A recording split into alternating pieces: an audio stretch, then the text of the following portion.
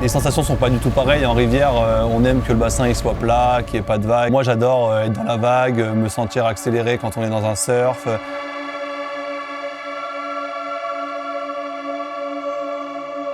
Les Jeux, c'est vraiment une expérience unique. Je souhaite à tout sportif qui s'entraîne ou de pouvoir y arriver.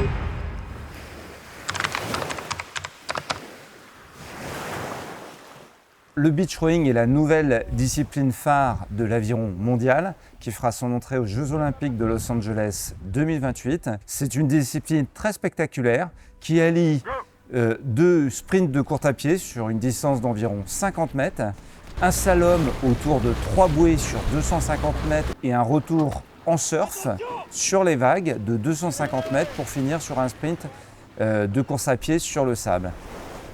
C'est une course qui se réalise en duel et sous forme de tournoi où les athlètes se retrouvent les uns contre les autres et le premier qui appuie sur le buzzer passe au tour suivant. On part travers et en plus on va avoir le vent. Alors il est en train de tourner légèrement dans l'axe mais il est toujours un petit peu travers. Ça va vous faire dériver de ce côté. Ça va être un exercice encore plus compliqué parce que là l'exercice c'est vraiment d'aller taper les bouées, donc il faut être encore plus précis sur ces trajectoires. Le plus difficile à apprendre et ce qui est encore difficile maintenant, c'est d'arriver à gérer toutes les différentes conditions qu'on peut rencontrer en mer. On va être dépendant aussi de notre coéquipière ou qui va devoir courir soit à l'aller, soit au retour. La complémentarité qu'on doit avoir, c'est avec nos deux teneurs, du coup un homme et une femme, et où on va devoir du coup en avoir une confiance complète en eux, qui vont nous préparer notre bateau, qui vont nous tenir notre bateau, qui vont nous permettre de lancer sur nos premiers coups.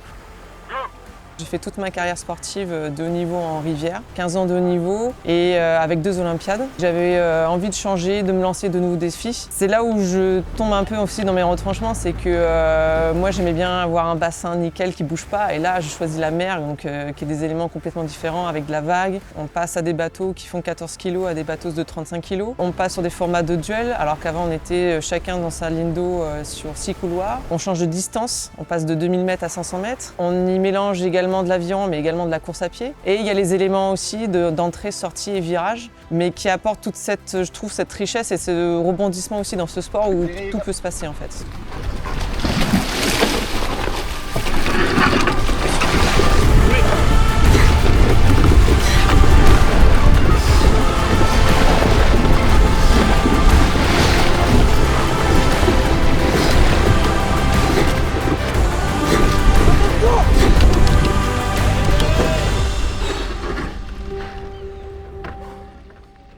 Moi, tu vas m'aider, je vais te mettre mon pied là.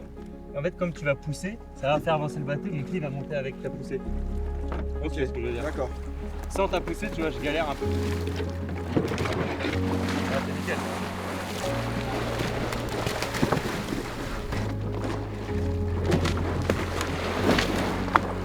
Je suis sur le côté du coup bâbord par rapport au rameur et moi mon rôle ça va être de tenir en fait soit un aviron soit les deux en fonction des préférences et des conditions du bassin et surtout des préférences du rameur. Et une fois que du coup que le rameur est parti et que du coup mon collègue Julien a fait la poussée, moi je vais être surtout sur la partie guidage. Donc en fait les rameurs se réfèrent aux signaux que je leur donne et l'objectif c'est soit de faire passer le slalom en frôlant entre guillemets les bouées, soit en les tapant directement. Donc l'idée c'est nous prendre nos repères, trouver nos habitudes et trouver vraiment nos façons de faire, et au teneur c'est aussi trouver nos automatismes avec eux.